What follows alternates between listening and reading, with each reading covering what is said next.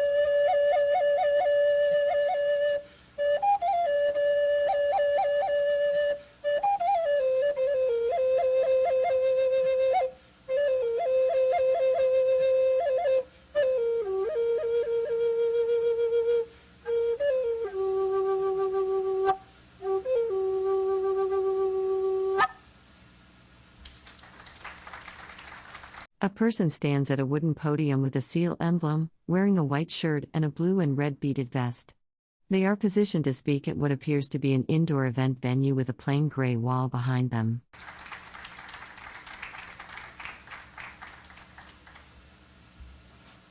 Thank you. Good afternoon.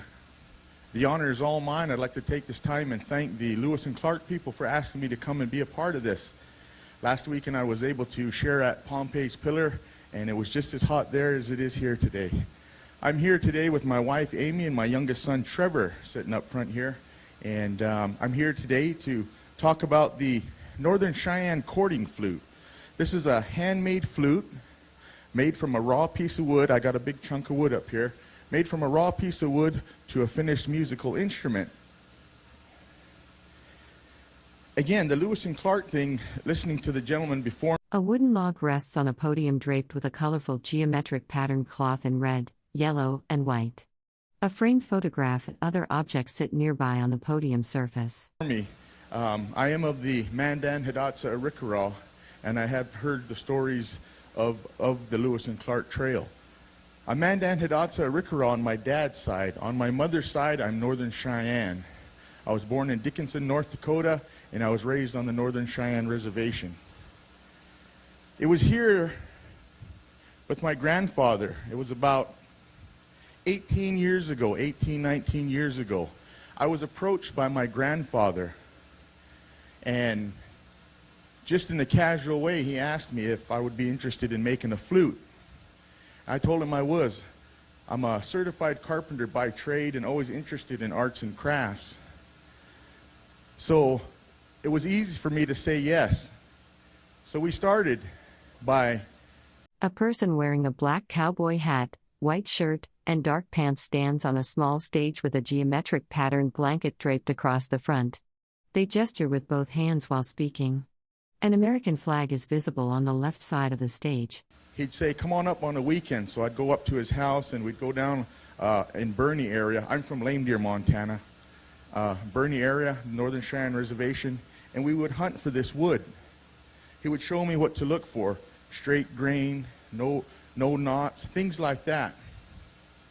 And in my mind, I was just very interested in that I could take a raw piece of wood and finish with a beautiful musical instrument. Along the way, he would tell me things. He would say, I took him as, well, at the time, just as a young man, I took him as just information, and my mind was so geared at getting to the finished instrument. But throughout his teaching, throughout his showing me, he would tell me little, I took him as life information things for myself. He said, JD, you're human. You're going to have bad days. You're going to be mad at whatever, your bills, the weather, anything. He said, when you feel that way, don't work on this flute. Work on these flutes when things are good, when you feel good. So along the way, he would tell me these things. We started with a raw piece of wood to a finished musical instrument, and it took about a year. It took about a year to finish it, just because we worked on it on the weekends or an evening, and because of that, it took that long. Upon finishing my first flute, I remember the day I played it for him in his house, and I made it sing. It sounded beautiful. My grandfather was even impressed with it. We sat and we visited, we laughed. And when it was time for me to go home, my grandfather said, from this day on, Jay, if someone needs a flute, if someone needs help, I am going to send them to you. I left and I went home and I showed my mother and my father, Roger and Verna Oldmouse, this flute that me and my grandfather had completed. And I played it for them. Come to find out that my grandfather had given me the right to make and play the flute for the Northern Cheyenne people. And upon understanding that, my mind began to wander. My mind began to want to ask more questions. So naturally, I went to my grandfather. My grandfather's name is Douglas Glenmore. His Indian name is Black Bear, Mukta Nakko. He is my mother's dad. So I went to him with questions, a lot of questions. A person wearing a black cowboy hat, white sleeveless shirt with red and blue patterns, and black pants stands on a small stage behind a table draped with a colorful geometric patterned cloth. They appear to be speaking to an audience. One of the first questions was, Grandpa, who taught you how to make the flute? Who gave you the right, took you step by step as you did with me? And he mentioned a guy named Grover Wolfvoice. So my immediate question after that was, do you know who taught Grover Wolfvoice? And at the time, he mentioned the name Turkey Legs, a gentleman they called Turkey Legs. I asked if he knew who taught Turkey Legs. He said, no, I only know the name, he said. So again, an honor was bestowed upon me, and it came into my life at a very young age. I was in my early 20s. And I started out by helping playing at graduations. I was asked to play at a few birthday parties, weddings. And as our people found out that I was a flute maker and player, I also assisted them during times of sorrow, during funerals. And to this day, I'm called upon quite a bit at home, other reservations, and everywhere. And one of the things my grandfather said was share this with the world. So I would go around, give presentations in schools, and even in places such as this, because I'm proud and I'm honored that this has become a part of my life. And for a long time there, I had no pictures of the gentleman called Turkey Legs. And at one of my presentations back home in Lame Deer, when I got finished, a woman had approached me and said, I have a picture of Turkey Legs. And chills just went up the back of my neck, and a couple weeks later, she brought it to me. So displayed before you here, A person in a black hat and blue and white clothing stands at a table displaying a patterned blanket with geometric designs in red, blue, yellow, and white. Text on banners lists various U.S. government departments and agencies. this is a picture of turkey legs. And I was quite honored to receive this picture because in his hand he is holding a flute. So the picture is even that much more special to me.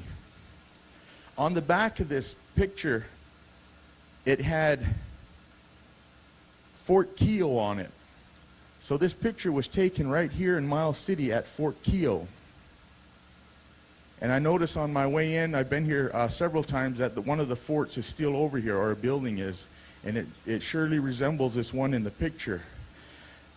And this picture, they tell me, was late 1800s. So this is a picture of turkey legs. He was the flute maker and player for the Northern Cheyenne people. The gentleman I spoke of, there came a time when turkey legs had to seek and find someone to pass this on, teach them step by step, just like my grandfather did. And he chose this gentleman, Grover Wolfvoice. Grover Wolfvoice was the flute maker and player for the Northern Cheyenne people, taught by turkey legs. A person wearing a black cowboy hat, white shirt, and blue vest with red and gold geometric patterns holds a framed object in one hand and what appears to be a wooden flute in the other, standing indoors against a plain wall. He is also holding a flute.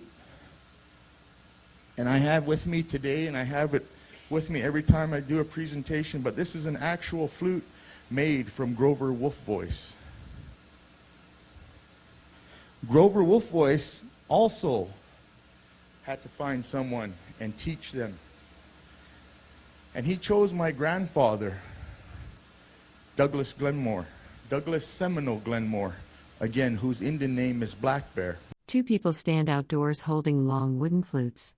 The person on the left wears a patterned shirt, while the person on the right wears a light blue shirt. They are posed against a blurred natural landscape background, framed in a wooden border. I also have a flute that was made for my grandfather also today, that I carry with me for display. This flute was made by my grandfather. And again, roughly about 18 years ago, I was chosen. My grandfather chose me, and I had this picture taken of my grandfather and myself in honor of all of what I've just shared with you. A person in a white and purple vest stands at a wooden podium on a small stage. A colorful geometric blanket and framed photograph are displayed on the table in front of them. So, again, it was a big responsibility. I consider myself a young man and still learning about this flute. We still have elders at home that share stories with me. I just most recently heard a story about the flute. Again, it's the Cheyenne courting flute. It was used for a young man to win the heart of a young woman, kind of like Cupid's arrow. But it was also used for prayer purposes, healing, and easy listening. And a story was just most recently shared with me that when the Indian village was ready to move, that a flute player or players would take turns and play music as they were tearing the camp down and getting ready to leave. They would also play as they were leaving. It was also said that when someone was sick, that a flute player would go to their lodge and they would play. And the music is real soothing and haunting, that it would take the pain away. Take the pain away and allow that person to fall asleep or be more comfortable for a moment. So again, it served as several purposes. In regards to the courting end of it, I was told that a young man would go to the flute maker and request a flute be made for him. When the flute was done, that would become a part of him, again, and used for the things that I've mentioned, healing, prayer, and also to win the heart of a young woman. And the way they say that how they would do that is in the evening when things were at peace, after supper, so to speak. These young men would take their flutes and sit amongst the hills around the village, and they would play music. And as they played, they would think only of the woman they were in love with. And if it was meant to be, that woman would hear that music and follow that music and follow it all the way to where that young man was sitting. They would meet and their relationship would grow from there. So that's how the flute works. And again, I'm still learning myself. I want to take this time and share a story with you. It's a story on how this flute came to be with Indian people. In the old days, the old Indian days, the way a young warrior man would be recognized by his tribe, by the societies, by families, and most importantly, by the women, the way a young man would be recognized was how well he helped his people, how well he did things of bravery, go to enemy camps and steal horses and bring them back, go fishing, go hunting, bring food back and help feed the people. This is how he would. A person wearing a black cowboy hat, white shirt, and dark pants stands at a wooden podium on a small stage. A decorative blanket with geometric patterns drapes the front. Framed photographs and items sit on the table beside them. Was recognized. The story goes is there was a warrior man who struggled in all these areas. He would go fish, he wouldn't catch anything. He would try and go steal enemy neighboring tribal horses, he'd get run off. He just struggled. One day he went hunting and he did happen to shoot and wound this big bull elk. And he chased it all morning, all afternoon. He could never catch up with it. Before he knew it, night fell upon him. So he built himself a fire. He was going to camp there and continue tracking this animal the next day. That night, as he sat there gazing into the fire, he began to feel sad. He began to get down on himself. He was thinking, why am I still out here? Why is it I can't just go hunt and get an animal and go back to my people with it? He just started really feeling down and sad. And as he was feeling this way, he began to hear this music play. And this music really soothed his heart and his mind. It cleared him of all the bad thoughts. It relaxed him. He laid back and he fell asleep. The next morning, just up the ridge, there lay this big bull elk. So he gutted it, he skinned it, he quartered it, he packed what he could back to his people. And as he came into the village with his kill, the old people saw him. And they began to sing and cheer and sing songs for him as he came in. And this made him feel good. He was like, yes, this is how it's supposed to be.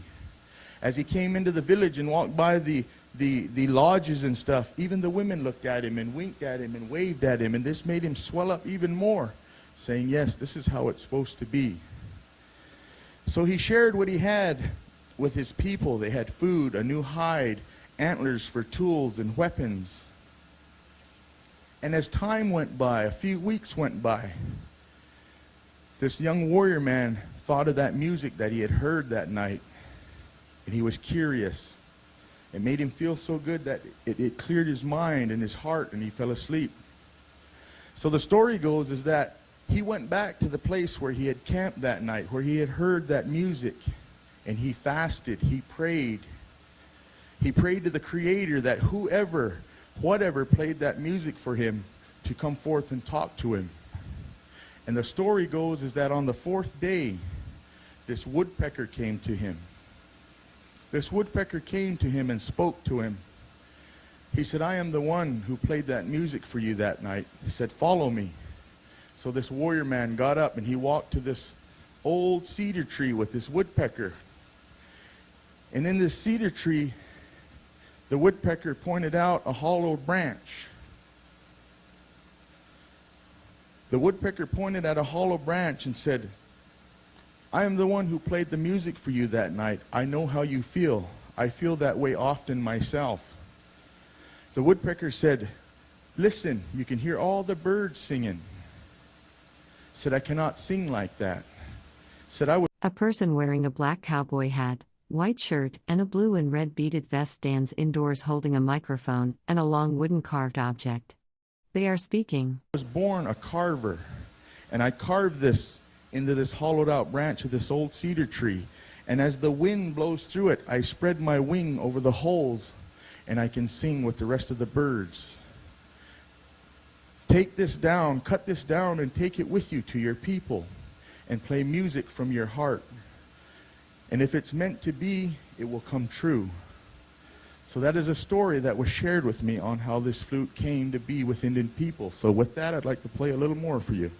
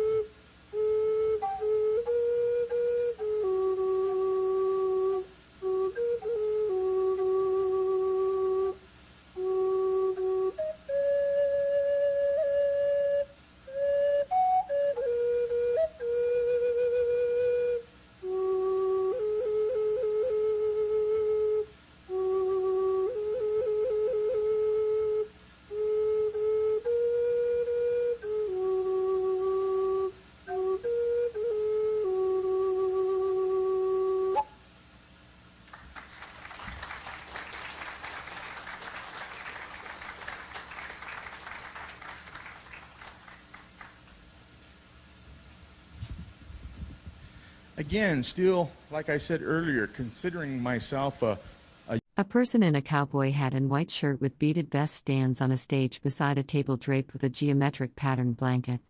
Stage lighting and text referencing the Department of Agriculture and Bureau of Indian Affairs are visible in the background. young man, and there's a lot that I know for fact that has been lost from the times of turkey legs to the present time of me standing here and playing and sharing with you. I do rely on some questions, and I'm glad the other presenter asked for questions, and I'd like to ask for some questions too also. And don't be afraid to ask any question under the sun. I'll do the best I can to answer it. But again, back to the teachings. This came into my life again as a young man, early 20s, and a time where many roads or doors of opportunity, doors of destruction, all of the above. And this coming into my life has helped me walk the good road, they say. It closed the door on drugs, on hatefulness, on alcohol, all of that. And I was thankful for that because life is tough. Life has many obstacles. And to be called upon by my people, by other people, is an awesome feeling to help people. My grandfather said, A person in a white shirt and black pants stands on a small stage wearing a cowboy hat. Behind them is a colorful geometric patterned cloth draping a table. Stage lighting and government agency banners are visible in the background. anytime you can help someone, help them. So again, that's why I'm here sharing this with you. And back to some of the teachings, being a carpenter by trade, when we started, I asked my grandfather, I'm like, well, how long is the flute supposed to be? And I was reaching for my tape measure. But he said 5 hands, which is basically 1, 2, 3, 4, and 5. So even the blueprint, so to speak, was real primitive, and I found that very interesting and fascinating. One of the things he said also is he said, when you finish a flute, the notes that it has, make music from that. None of my flutes are tuned to a music scale. I don't read sheet music. The music I play comes from a feeling, and I call it chasing a tune. So I just grab a flute and get something going and then follow it. So again, that was interesting. Make music from the notes that it has.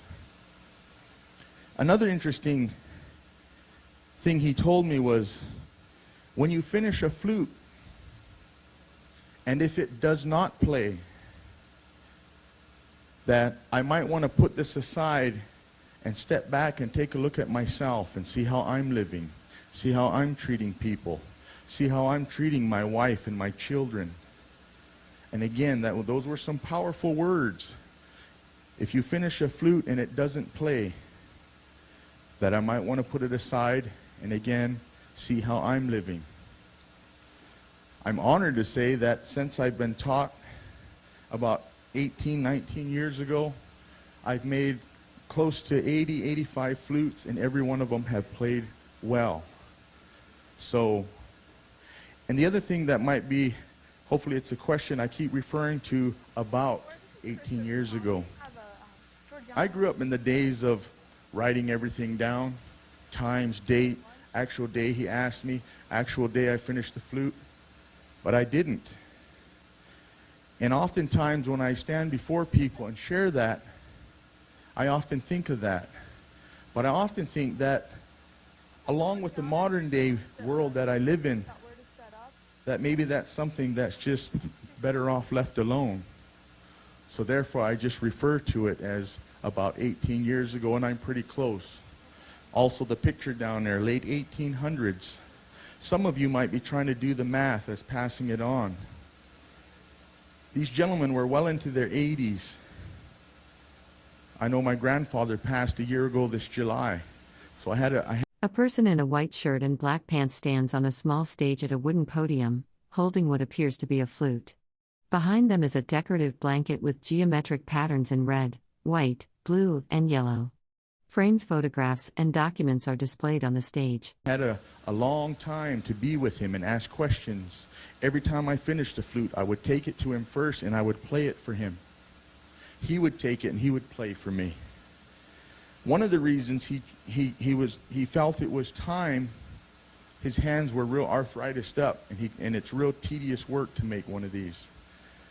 That's one of the obvious things of why he had to find someone.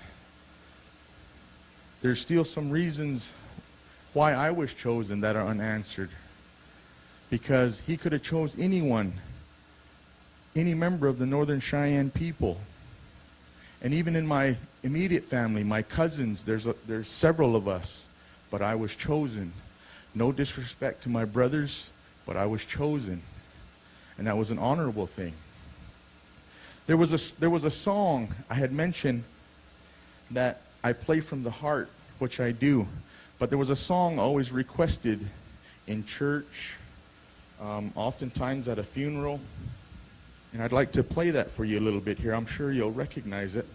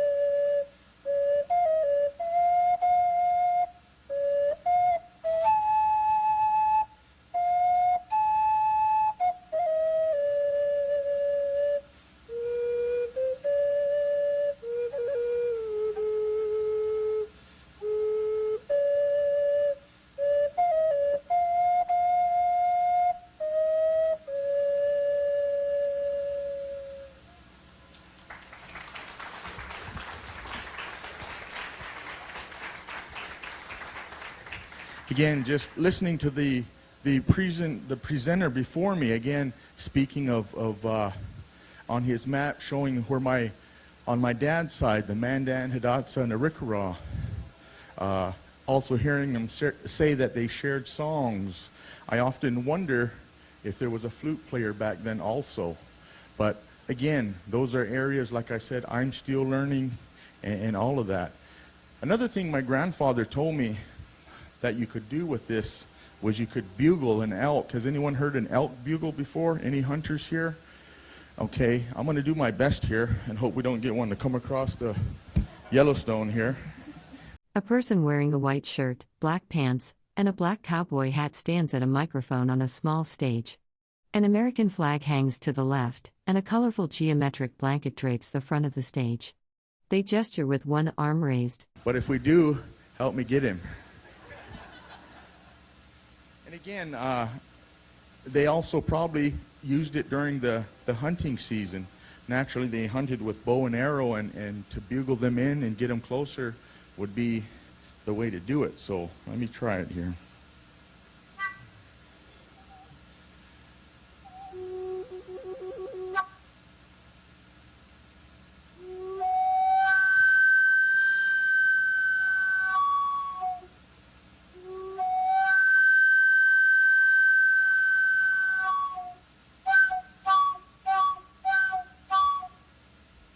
Was that close?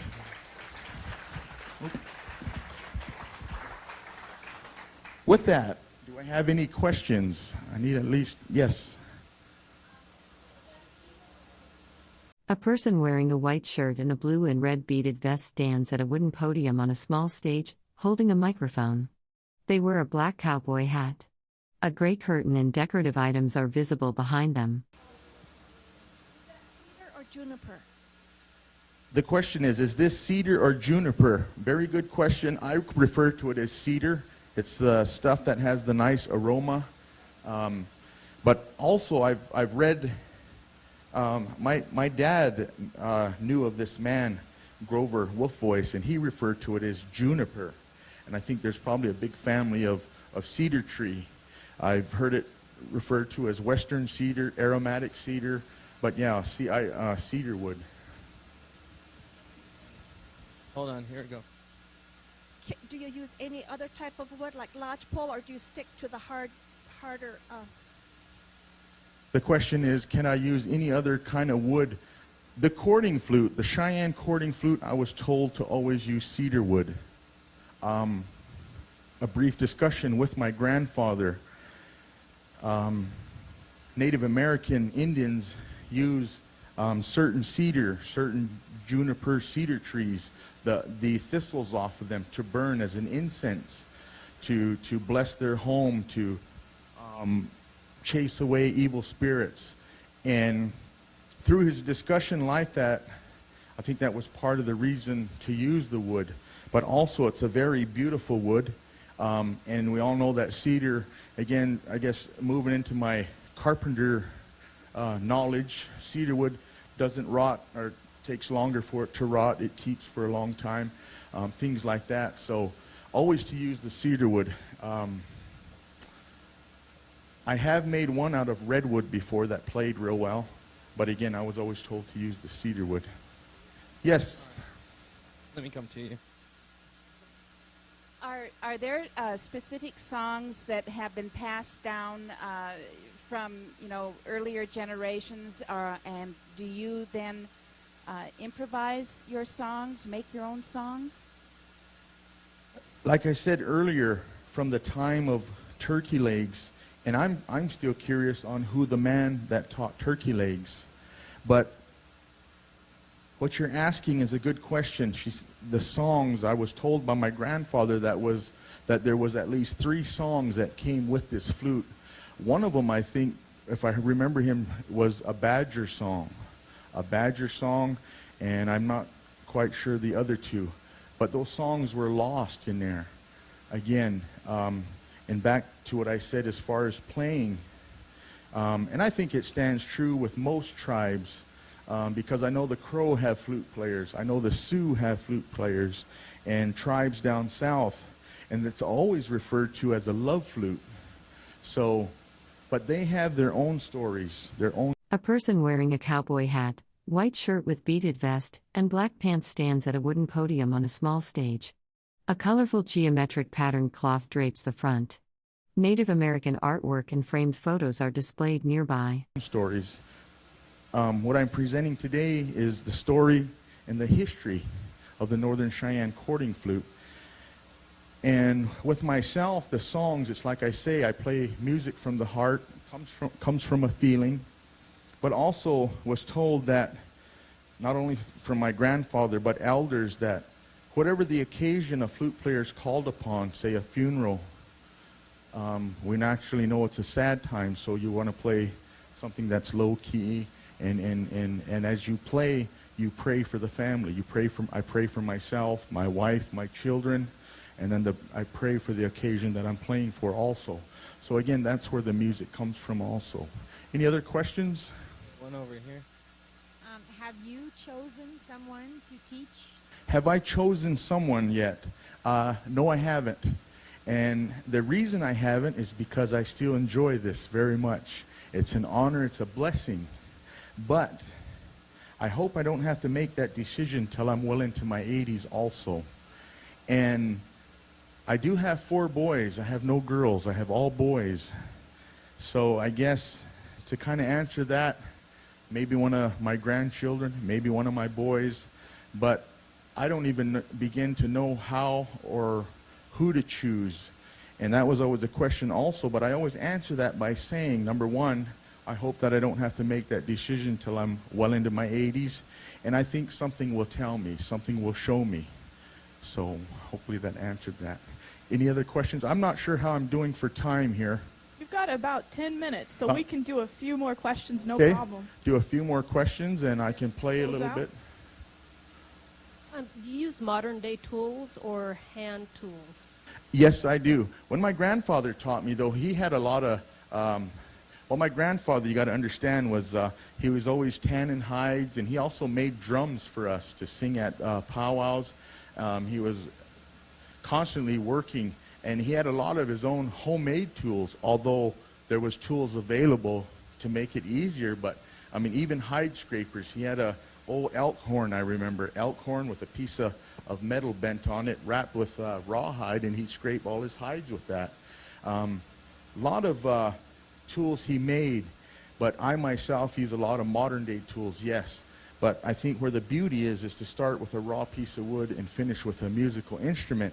And I always kind of answer that question too, that if Turkey Lades had access to a bandsaw, table saw, he probably would have used it also. So, but any other questions? I was wondering, are you the eldest son in your family, or what is the order of your birth in the family? Am I the eldest in my family? No, I have an older. A person in a white sleeveless shirt and black pants stands on a small stage behind a podium with a microphone. A colorful geometric patterned cloth drapes the front of the stage.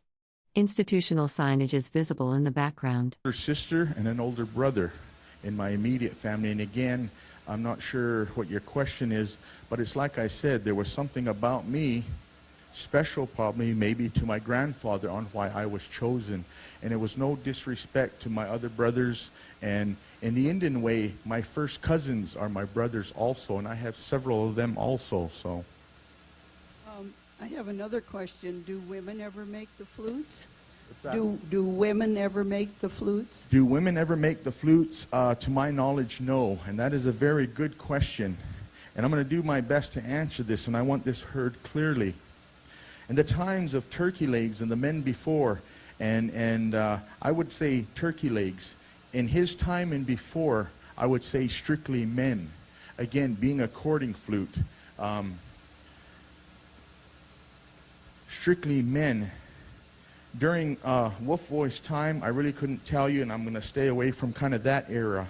But my grandfather told me that if you can help someone, if by helping them, and we'll say it right out, a female was to want a flute, he has made a flute for a female to play and to have as a home decoration or whatever, but he also encouraged her to play because he felt that if this flute can help a young woman stay away from drugs and alcohol, that it was a good thing. Now you might get some different feedback from different elders, maybe elders even of A person wearing a black cowboy hat, white shirt, and beaded vest stands on a small stage under tent lighting. A colorful geometric patterned cloth drapes a table in front, with framed photographs and religious icons displayed nearby. this gentleman's time. So again, my thinking, and that's a tough question to answer, but I have personally had, through the St. Lebre Indian School, during the school year, I put on, they called it a flute playing class. We'd all gather in the Catholic Church in Lanedeer in the social room, and kids from St. Lebre would come over, boys and girls, so to help them. But I've never yet, honestly, had a woman ask me to show her how to make one, but I have had women ask to play them. So again, even the playing may raise some controversy depending on the age, but the way I look at it, again, is the way my grandfather looked at it. If it can help a young woman be a better person and feel better about herself, I'm more than happy to assist them. Any other questions? Raise your hand if you have a question. I'll come around. Okay.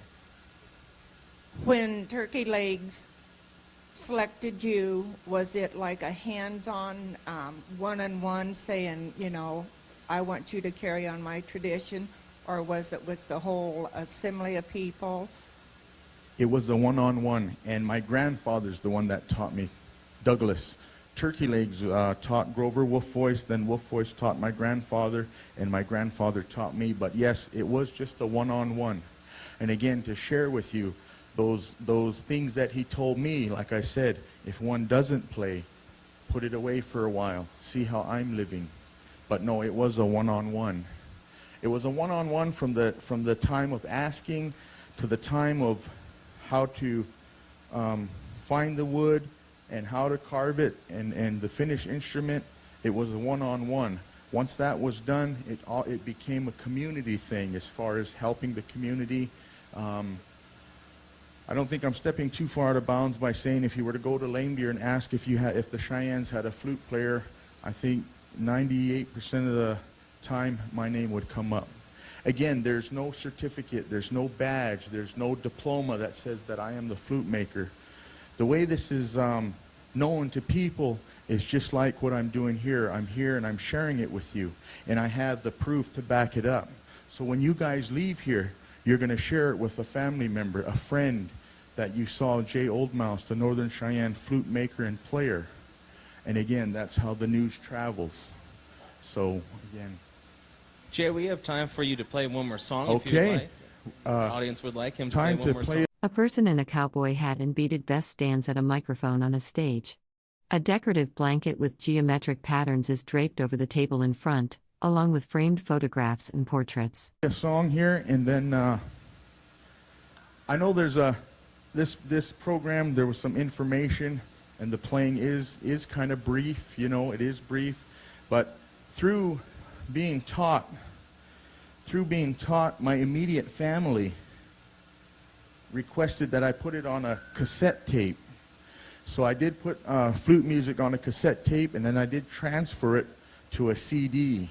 So they are available. My wife and son have them over here, and if you purchase one, it's greatly appreciated. But I do have a flute, and it's dedicated to my grandfather, Douglas Glenmore, again, whose Indian name is Black Bear, Mukta Nako.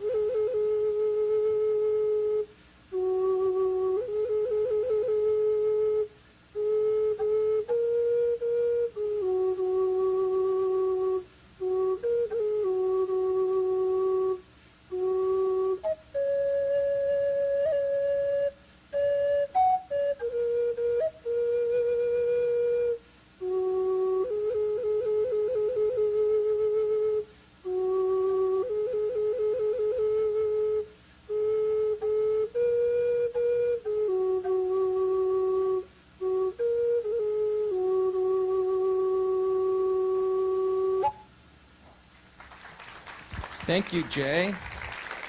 Round of applause. Thank you very much for sharing. If you don't mind, I don't know how much time there is, but you're more than welcome to come on up here and take a closer look at these pictures because they are beautiful and they are awesome. And I want to thank again you guys for inviting me. The Lewis and A person with gray hair stands at a podium decorated with red, white, and blue fabric. Behind them are framed photographs and a black lamp. Partial text on signage mentions Department of Agriculture, Forest Service, Department of Education, and Bureau of Indian Clark people, and I want to thank you guys for coming out here today in this heat and listening to this. Thank you very much. If you are interested in purchasing a Jay CD, we'll set you up, Jay, off to the side here, away from, near the building where you and your wife could sell your CDs. So if you're interested, see Jay off to the side here. We're going to be